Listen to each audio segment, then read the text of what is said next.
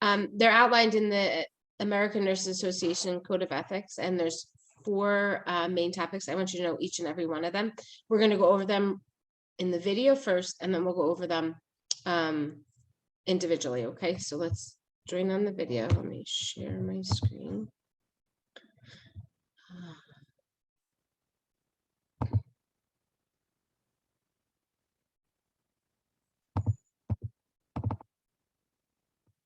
Hold on, that's not what I'm sharing, but there's our principles.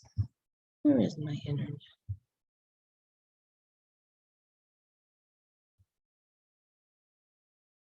All right, so we're gonna watch this video if I can pull it. Ah, there we go. Okay, here we go. I'm gonna enlarge it and make sure I turn on our music.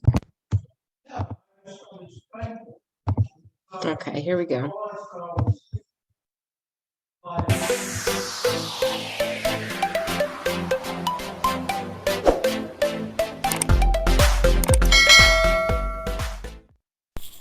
Did you know that nursing has been decided as the most honest and ethical profession for nearly 2 decades?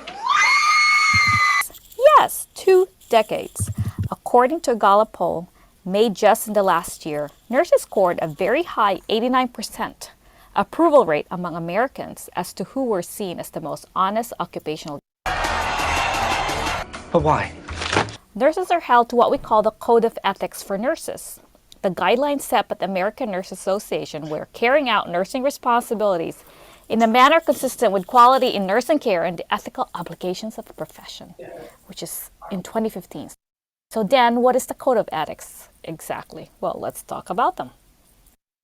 The Code of Ethics can be seen as a modern version of the original Nightingale Pledge, named after the founder of modern nursing, Florence Nightingale, which took inspiration from the Hippocratic Oath pledged by doctors, dating all the way back from 1893.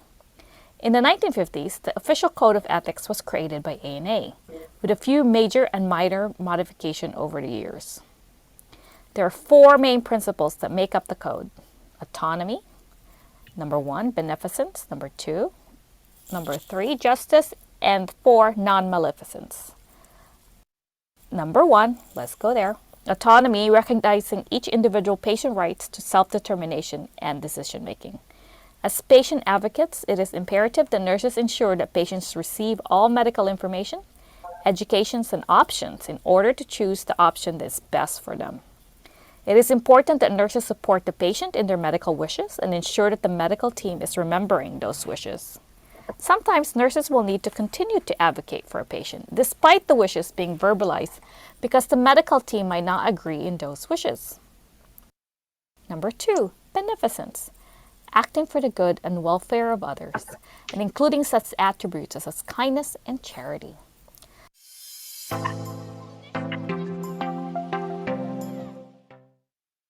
Justice, there should be an element of fairness in all medical and nursing decisions and care. Nurses must care for all patients with the same level of fairness despite the individual's financial abilities, race, religion, or sexual orientation. Non-maleficence, the last one, is to do no harm. This is the most well-known of the main principles of nursing ethics.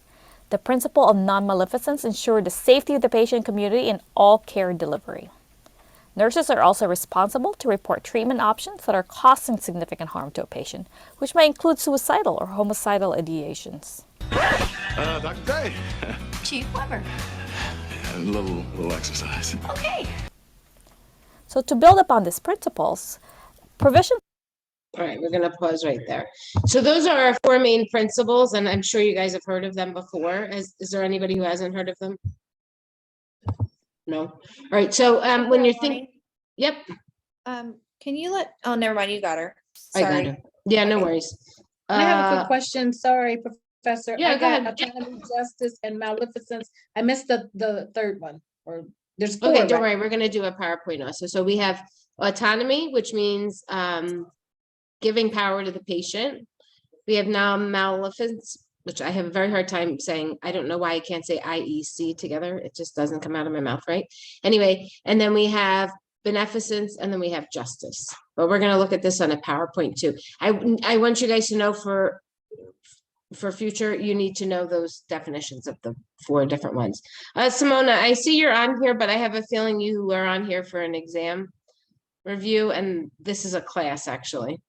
We have the exam review in 2 hours.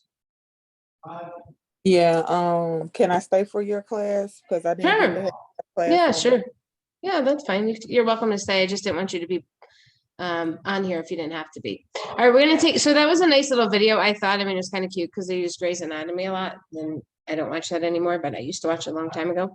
But let's take a look at our principles that we have on PowerPoint today. So let me show you your screen.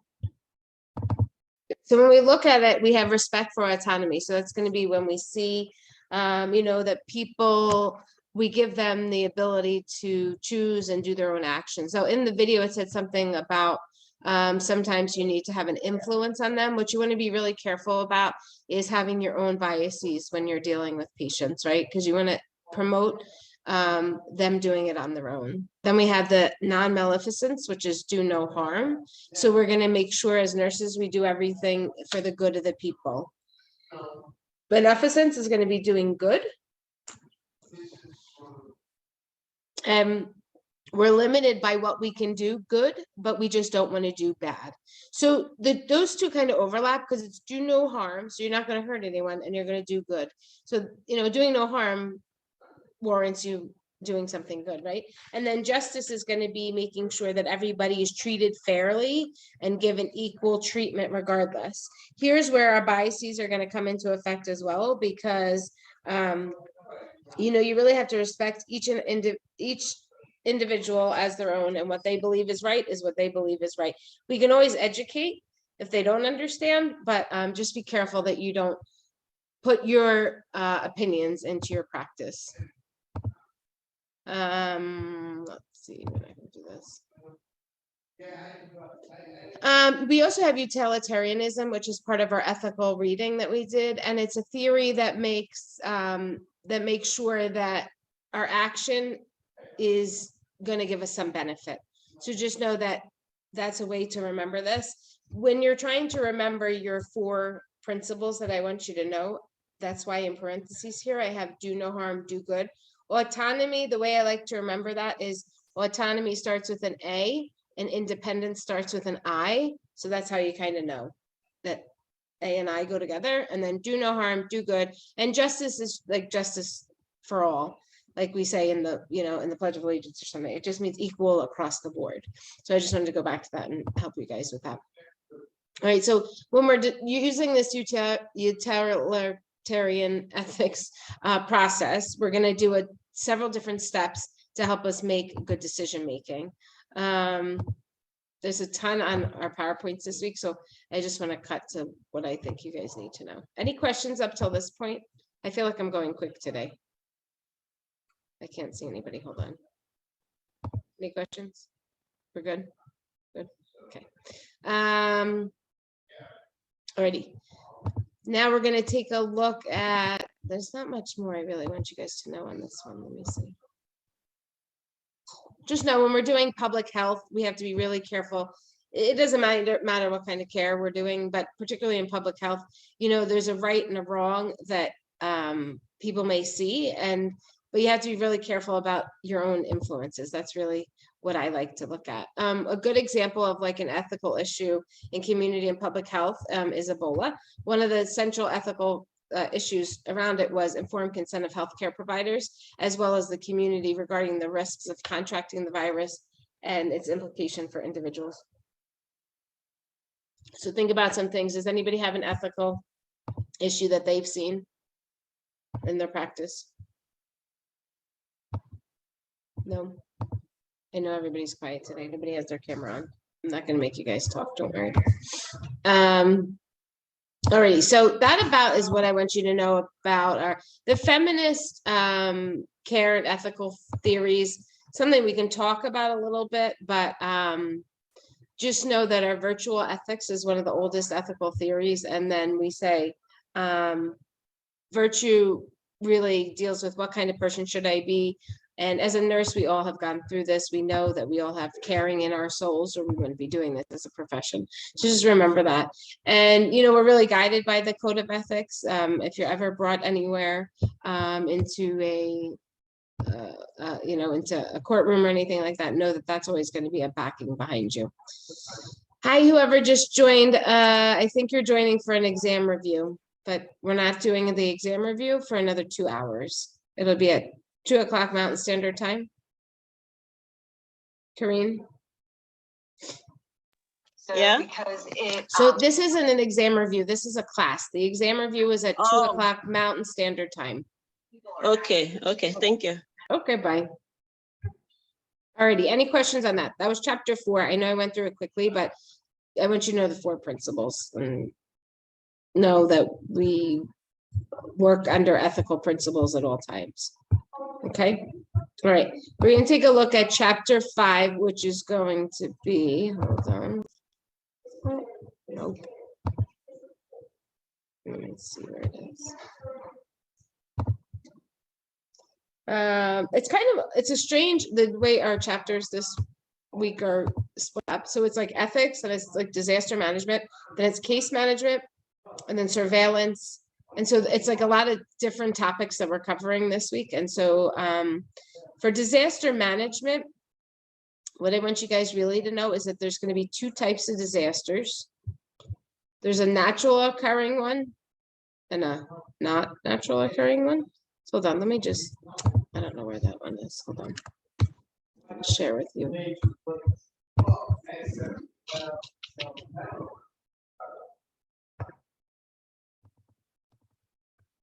Let's take a look at our book. I'll put that up since my PowerPoint's not cooperating. Difference between like an earthquake and then like a mass shooting, right? Yeah, exactly. Yeah, those are your 2 differences with disasters. And disasters really is chapter 14. I skipped ahead, so sometimes I get confused in the chapters, but we're going to do disasters right now. And that way we have that covered, and then we'll go back to chapter 5, which is, I think, case management. But let me see, here we go. All right, so here's our disaster management. What I really want you guys to know is the 2 different types, like we just talked about. What is a disaster when we think about it? It's they can occur suddenly, unexpectedly. Sometimes they're preventable, sometimes they're not. Know that we can have human-made disasters, which we just talked about, like a shooting. We've had so many disasters in this country at this point that are human-made. It makes me so sad to think about, but they keep going on. So what's the answer? You know, I don't know that we have an answer for how to prevent them, but we can know how to deal with them when they occur, right? And then we have our natural occurring ones that could be like an earthquake or a hurricane, tornadoes. This is in your book 14.1. So I want you to know that there's 2 different types and some examples of them. So like blizzards, droughts, floods, mudslides, anything that the earth creates that's a disaster is going to be your natural, and any human-made is something that humans have done. Like we talk about pollution, terrorism, airplanes, power plants, water contamination, all things that we as humans have to touch or get our hands on. Okay. So the important part of our thing when we're thinking about disaster management as nurses is how are we going to help with it? So we do everything in our power to prevent it from occurring, but obviously we can't prevent everything. So we do protection, mitigation, response, and recovery. And so just know this is how we do that. So when we look at our different phases, we're going to have our it's like a big circle. So we have the ability to do all of this along the way. Like I said, we can't prevent, but once it's occurred, we can do our preparedness, we can do response, recovery, and our mitigation again. Okay, when we look at Healthy People 2020, this, you know, is always a nice question on a test. What we want to do for help with disaster: improve the utility, awareness, and use of systems for environmental health. We want to increase children and adults who are vaccinated and against the flu, because that can be a human-made disaster, right? A flu or something like COVID or one of those. And when we look at what we're going to do to get our people prepared, what we're going to do is we're going to go to those places where we know disasters may occur, and we're going to teach them what are we going to do in case of one of those one of those earth disasters. So one of the things we talk about is making a Red Cross ready kit. So you want to make sure that you're getting everything you need in a kit and storing it somewhere. You're going to store at least 3 days of food, water, and supplies. You're going to make sure it's easily accessible. We're going to check every 6 months for anything that might be outdated. You're going to make a plan. So when you're thinking about what we're doing, we're going to always talk to the family, have the whole household know where you're going to keep this kit, what you're going to do with it, when you need to check it. So again, you're going to check it every 6 months.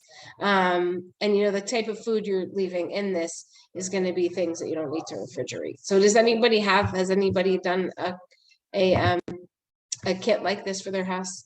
Because I did it after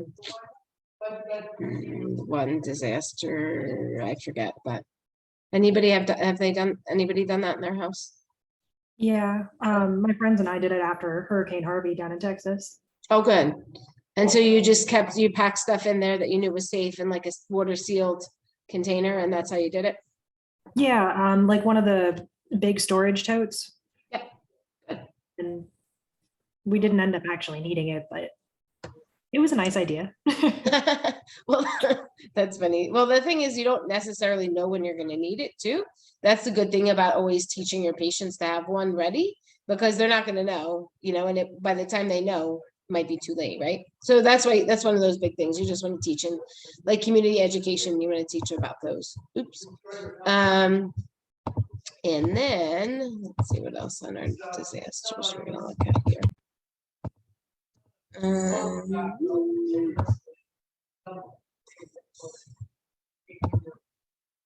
Okay, when we look at bioterrorism and emergency readiness, we want to make sure that we're, as public health and community nurses, we're going to make sure we're going to see where is our role, what do we need to do, make sure that there's a communication system that's established.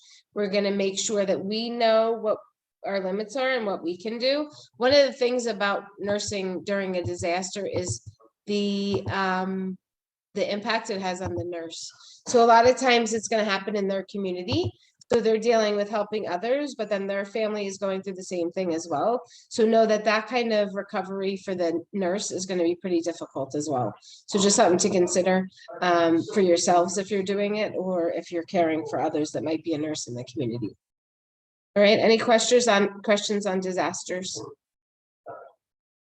I know I told you we can cover what you need in like quickly this week because we don't have a lot of us here and everybody's really quiet today. So, but Caitlin, thanks for your contribution. All right, we are going to look at our next one, which is case management.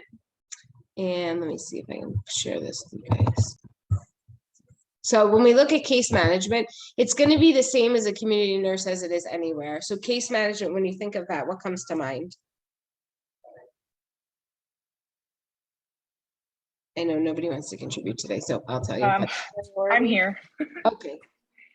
I was thinking like the nursing home, like those kind of case managers. That's what. Good. And comes what to do they mind do for in the me. nursing home? They deal a lot with like family and insurance. Like I know they do a lot with insurance, but a lot of what my case manager does is like family education, a lot of it. Good. And I like how you talked about both, because you're gonna educate, you know, every nurse educates all the time, but you're also going to be dealing with different avenues, right? You're going to be dealing with insurance, maybe you're going to be doing outreach, helping with appointments, things like that. Okay. So know that we have some difficulty when we get to the rural settings, and think back to our last talk about rural settings. Why is that going to be more difficult? Well, because we're not going to have the ability, you don't have the number of nurses in rural areas, and everybody's far apart, right? And maybe finances are difficult. Remember, we talked about rural communities, everybody kind of knows each other. So you're going to have these kind of issues when you're looking in rural case management. But for the most part, we're going to look at how do we improve our health outcomes. And that's pretty much what you're going to do as a case manager. You're going to try everything in your power to coordinate care. You're going to, you know, find do your AdPi again. You're going to assess when you first get in the process, right? You're going to find the cases. You're going to identify what do we need, screening, assessment, things like that. You're going to identify problems. You're going to plan, prioritize. You're going to put in to effect what you need and then evaluate the outcome. So we look at our case manager roles, and I like our contribution that, you know, we talked about insurance. You're an educator, of course, facilitator, liaison, you're a mentor, you negotiate, you know, if insurance is declining something, then that's where you're going to come in as a case manager. And we see a lot of case managers now that are working for insurance companies, and the role there is to limit the funds that the insurance company is paying out. So they try to coordinate care, and if you need lab work, they'll make sure that one doctor orders it, not 3 doctors order the same thing, that kind of thing. So case management is really up and coming with insurance companies to sort of encourage less money being put out. And that's really, you want to help to improve the patient's you know, health, but you also want to take into consideration all the factors that might be a problem. And when we look at our vulnerable populations, why do you think that would be a good area to have a case manager? What do we know about our vulnerable populations? They might not have access. They might not understand the resources that they can get access to. Yeah, and we know, good. We know also that they don't really access care. They'll, like, you know, go to an ER because that's particularly the homeless. We know that's where they go to get services.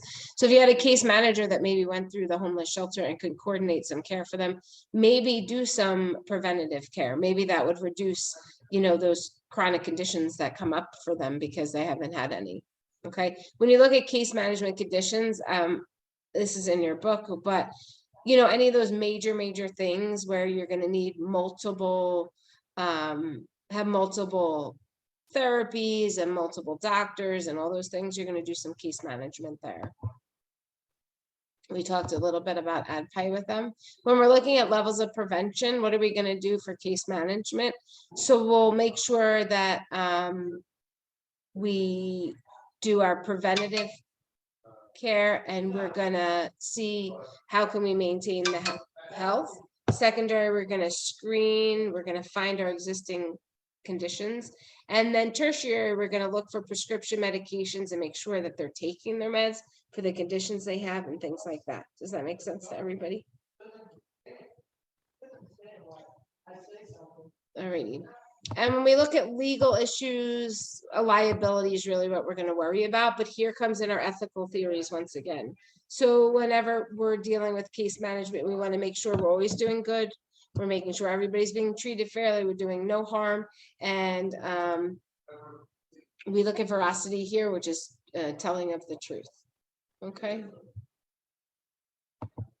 Any questions on case management? It's kind of a broad topic, but just little things that we look at with Healthy People 2020 and things like that. Any questions on that one? A lot of this we're going to go over in our exam review. I'll tell you, I'm trying to hit the major points and then you'll see these again. All right, so then we have, what else do we have? We had chapter 17, which is going to be our case management. I'm sorry, what am I saying? Which is going to be our quality and safety chapter. And so we look at managing quality and safety. And when we do that, we're going to know that we're trying to look at and make the best care and the best environment for our patients. So we have total quality management, which is what we look at to focus on the patient. And then we have quality improvement, which is going to be looking at our hospitals and our facilities and making sure that they are running properly. So we look at QSEN, which is important. Anybody hear of QSEN? Should, but I hope so. Anyway, so our mission of QSEN is going to be to make sure that nurses have the knowledge and skills they need.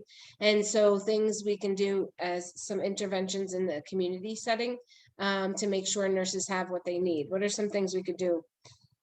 to make sure that nurses are given the skills and safety they need to practice? What are some things that we can make sure of?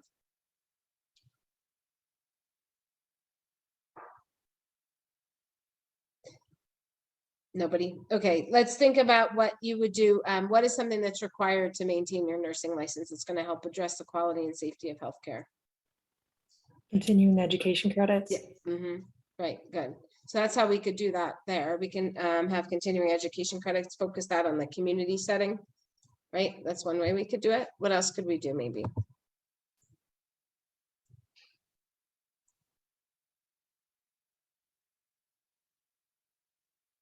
Nothing. We're gonna stand still here. Okay, so some other things we can do is we can put up in community health centers, make sure that we have our safeties up and noted, like you saw in our last slide. We have the quality. This is what we can do for fall prevention. This is how we, do tracers, at the bedside and things like that. So you can always put out instructions on how to follow quality and safety in the community. You can put them out where they practice. Specialize in community health is another way to do it. We look at our competencies that for nurses in QCEN, and it's our patient-centered care. We focus on evidence-based practice, teamwork, safety, quality improvement, and informatics. So those are the 6 areas that we look at with QCEN. And again, it's just to make sure that nurses are maintaining their quality and safety in practice. Good. Yes. All right. Any questions at all? I know I'm covering this quickly, but you guys aren't saying much, so we'll let that be.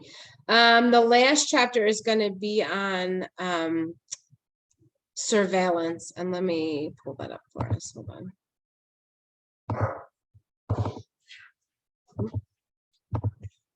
I'm going to pull up our surveillance. I should have had it open. Where is this? Let's see.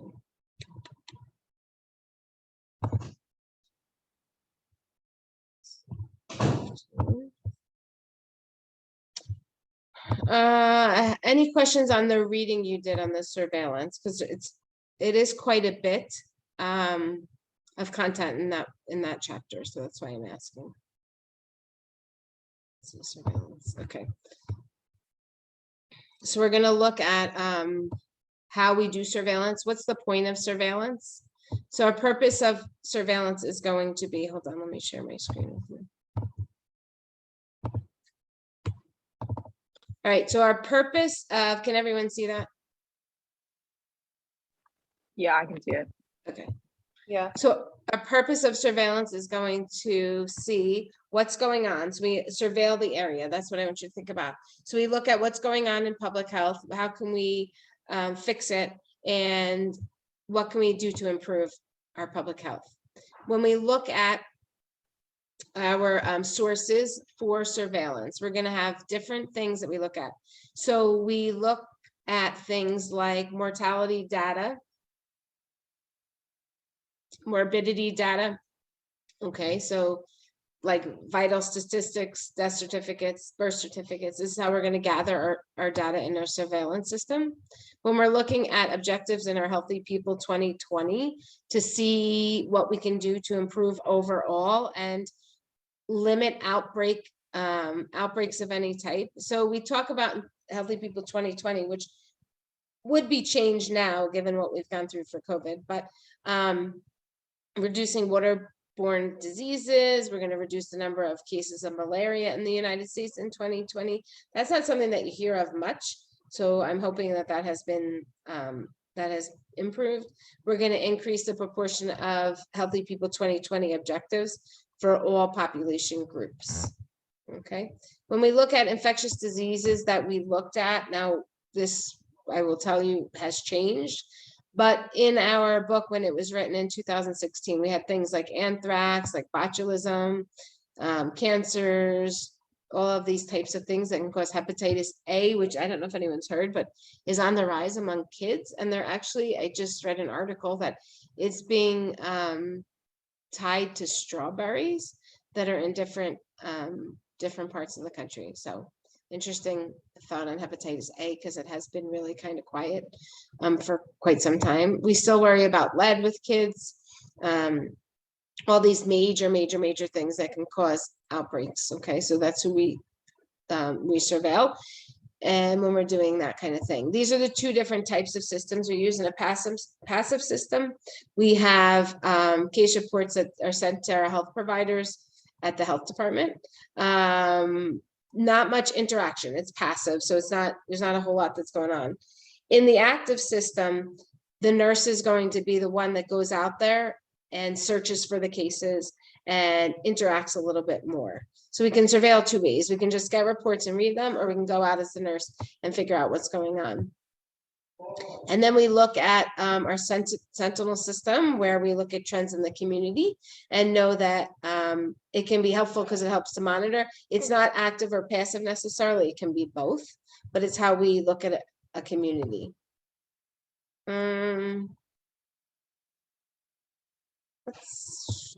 When we look at our patterns of occurrence, so now we've gotten our data and we look at how it occurs. So we have a common source outbreak, which is going to be like a group that's exposed to some influence, such as a gas. So the example they give is in a Japanese subway. There was a gas that was released and let go. Water systems in the United States, if something gets in the water and it's distributed to a lot of people, it's a common reason. In a point source outbreak, all people are going to be ill at the same time during a certain time, not because of exposure to one thing. And in a mixed outbreak, you're going to have it when a victim becomes in contact with somebody, spreads the disease, and then continues on. So they're exposed to something and then they're sick from it. Okay.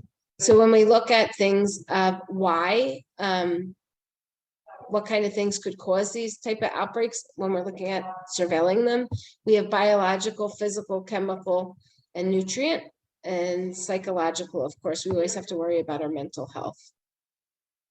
When we're going to look at conducting an investigation in an outbreak, we're going to look at, is this really caused from the same thing? What are a number of cases? We're going to make sure that the data is collected with relation to the person, place, and time. We're going to develop our hypothesis, and then we're going to communicate our findings. Here's an example of some levels of prevention. Our primary with an outbreak is going to be develop an approach for mass immunizations to prevent the occurrence of H1N1. So this is kind of, now we would probably hear more about COVID, developing an approach for mass immunizations, which we have already done in the country.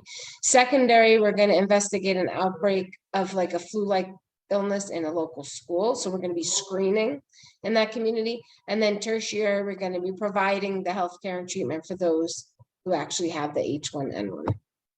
Okay. And that's about it on surveillance and outbreak. I know we're covering things quick tonight, but I do want to let you know we're covering the main topics. All right, any questions on what we've covered? You guys want to do a Kahoot on it? And all that stuff we covered? Sure. Yes. Okay. Yeah, let me pull it up first.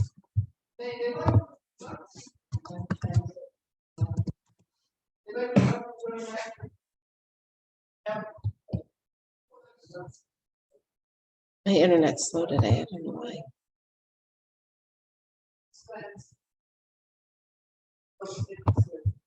Oops. Come on.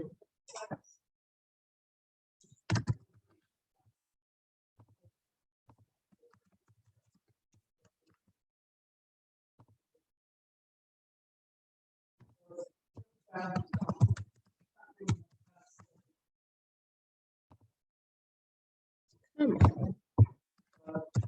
Sorry guys, my internet's being...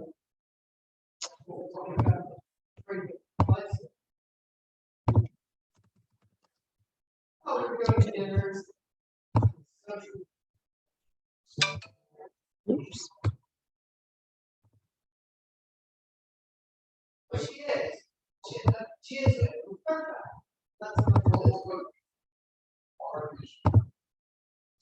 All right, I'm just resetting my password because it's not working for some reason.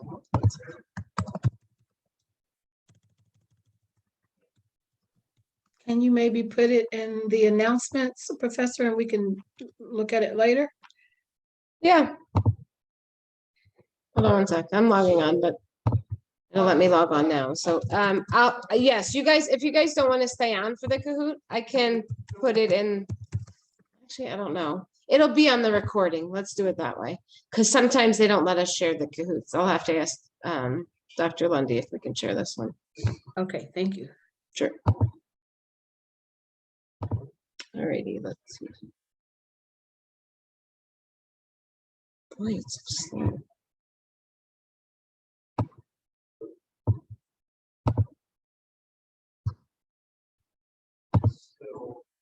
Okay.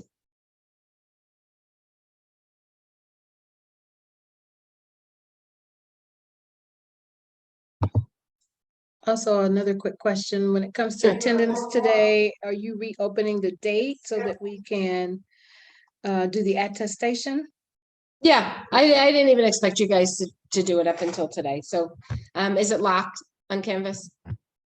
I think the last time I looked, we had to do it by the 3rd, but we didn't have class, so. No, don't worry. I knew you guys were gonna have it done.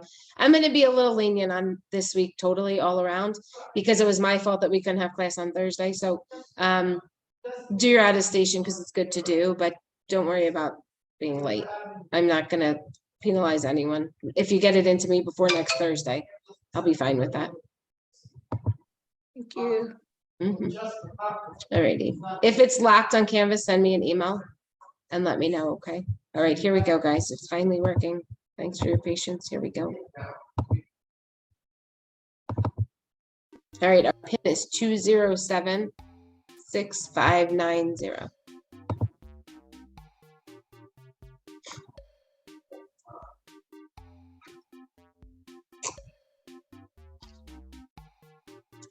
The screen is really small. Can you make it bigger or repeat that number?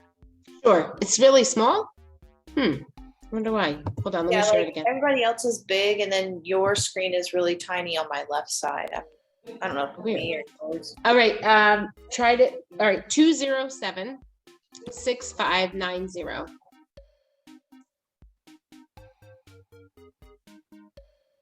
Tyler logged on. Can you see the screen okay?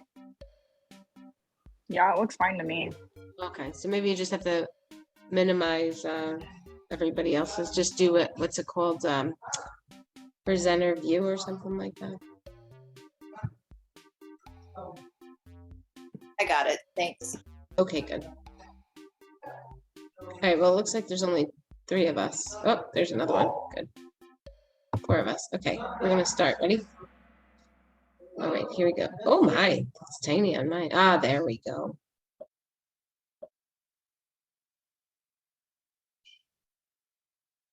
All right, which is the first and most crucial step in an ethical making process?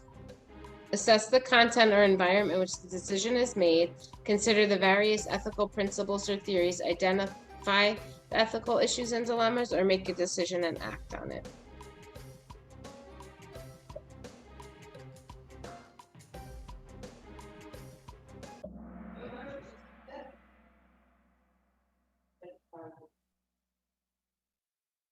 Alrighty, so good, we got 2 of these, and somebody said consider the various ethical principles. So what the key words in this is first and most crucial step in an ethical decision making. So we have to identify it first, right? We have to see what are our issues and dilemmas before we do anything else.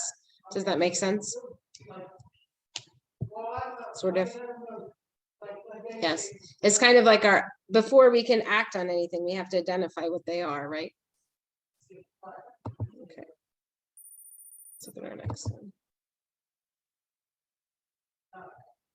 Right, this is a multi-choice. National Research Act, we didn't talk about this, but we can skip this one. Alrighty. The ethical principle of respect for persons focuses on Do no harm, obtaining informed consent, allow individuals to make their own decisions, fair treatment for all. Respect for persons.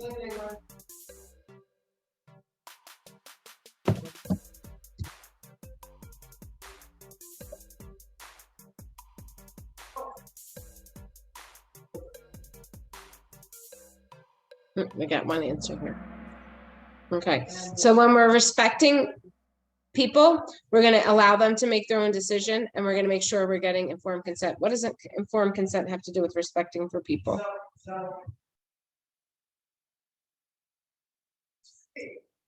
Well, you're not just doing stuff without asking them if they want it done to them. You have Right. to sign a paper saying they want it done. Good.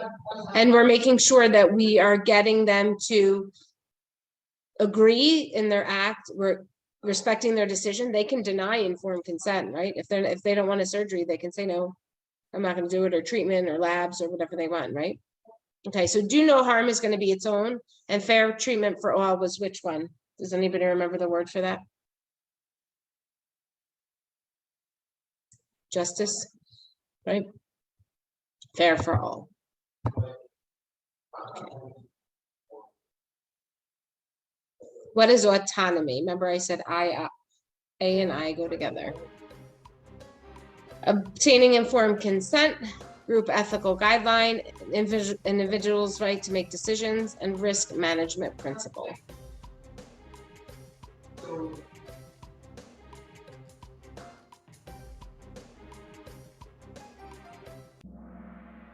We got one. So right, remember autonomy is independence again. So we want to give them their own right and informed consent. The only reason you got that one wrong, whoever answered, I can't see, but is because it was multiple choice. Whenever it says I multiple didn't realize select, that it was multiple select. no worries. So that's why. That be careful on the test, because when it's multiple, select all that apply. That'll be another one. All right, what's the definition of beneficence? Do no good, an object made by humans, come as natural increase or advantage, minimizing risk.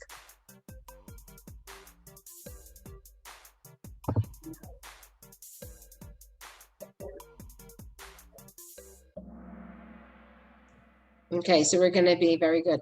Minimizing our risk while maximizing our benefit. So 2 of you guys got that good. All right, we talked a little bit about this. Utilitarianism is an ethical theory or a philosophy or an advocacy of women's rights.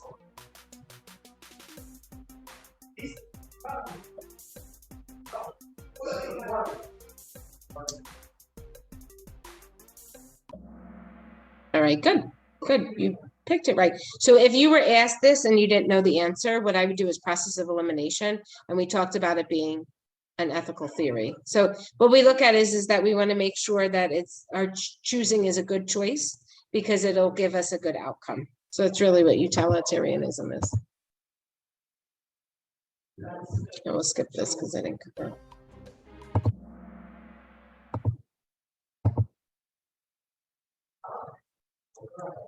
Distributive justice, remember what justice is, looks at fairness of your treatment by an authority, fairness of a procedure, whether the action will create a burden, or fairness of the way you've been relayed information. Think about the word distributive.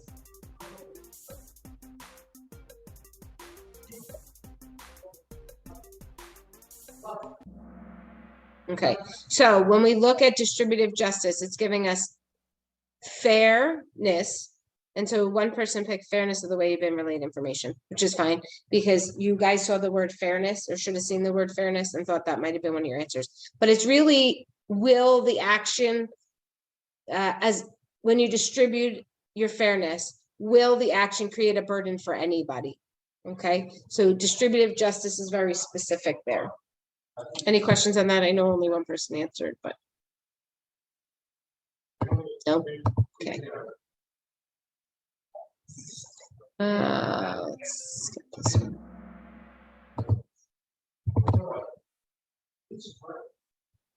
All right, we talked a little bit about this virtue ethics. What is virtue ethics? Bad thoughts, good thoughts enable persons to flourish as human beings, that you're loyal, wise, and kind.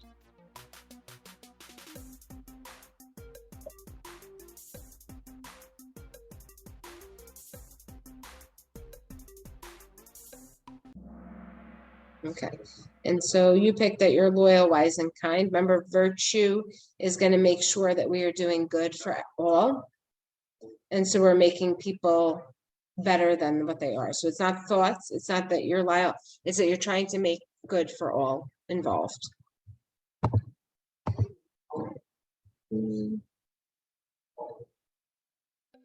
Let's get that one.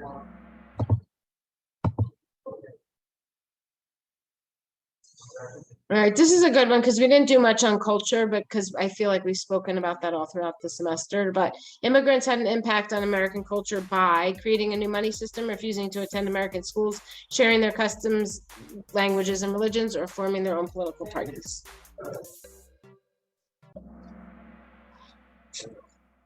Good. We've learned a ton and we've created a lot of things in our country because of what we have had from other countries coming in. Like think about like something like Cinco de Mayo. It's like a huge thing here now. It's not really that big in Mexico as it is here, but people celebrate Cinco de Mayo and go out and do all different kinds of things. So these are some of those customs and religions. Think about how many times you call a phone, on the phone and there's press 1 for English, 2 for Spanish. So we've taken on these languages that have come here and are spoken here so much. Good, that was a good answer. I like I said, I didn't cover that chapter because I think we've covered it, but what factors must the RN working with immigrants need to consider that can influence their healthcare access? Financial restraints, language barriers, differences in social, religious backgrounds, cultural backgrounds, and traditional practices.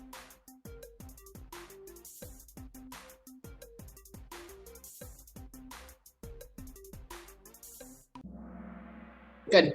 You know that all these things are an impact when you're dealing with different cultures, right?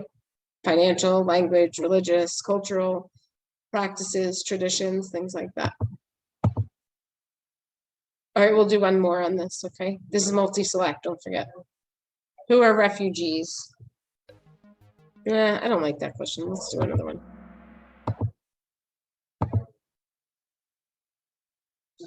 In Native American culture, and we talked about this with our last test, and I think it's on our review sheet, may not be concerned about the past, often past oriented, may not be concerned about the future, another day off.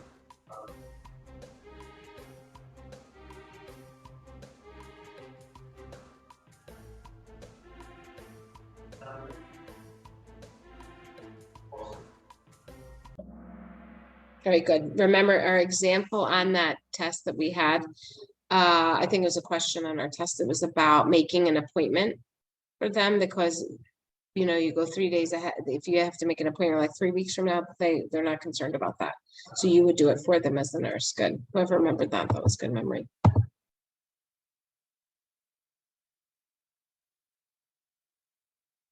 This is another one we talked about in our last test. When communicating with Hispanic, what do we know about that?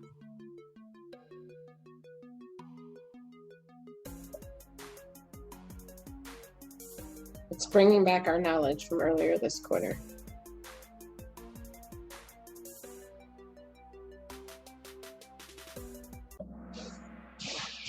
Right, so it was multi-select here. So we do direct eye contact with them. They like touching, physical contact is good, and avoid negative expressions because they may not understand them as clearly as what you're saying. And they don't like to hear negative necessarily. All right, good work. I don't know who's still with me, or just a few. Okay, all right, so any other questions on what we covered? I told you we'd be done by 1. No? I do not have any. Okay, so it's open, like I said, attestation's open until till Thursday. I'll grade it on Thursday. Boris, will you resend me your PowerPoint? You're muted. Boris, you're muted. I'm sorry. So No I worries. tried twice and I couldn't. So what I did, I just submitted on Canvas and I put a note there saying that my explanation that I couldn't submit it through Okay. like an email. Okay. So then if you can give me feedback, will. I can fix it and resubmit it there. So it's in Yep. Canvas. Okay, good. I'll look at It's it. under the assignment. Yep, gotcha. Thank you. Sure. All right, guys, if you want to do the test review, that'll be in an hour and we'll go over a lot of these topics on the test review. I will post Professor Marvel's exam review that she did next week. We are going to have our exam. So this coming Thursday, please download it in Exam Soft. I'll make it available after we end class today. There should be another review coming from Professor Apple as well. So review those if you can. What else? What do we have coming up this week? Any vulnerable populations that you guys want me to look at, I'm happy to do. Send it to me by email or whatever, and I'll make corrections on it before it's due, okay? All right, guys, have a good week. Hopefully I'll see you guys for the exam review. If not, study hard. Any questions, get in contact with me. If you want to meet one-to-one, I'm happy to do that as well. Okay, all right, adios, everybody.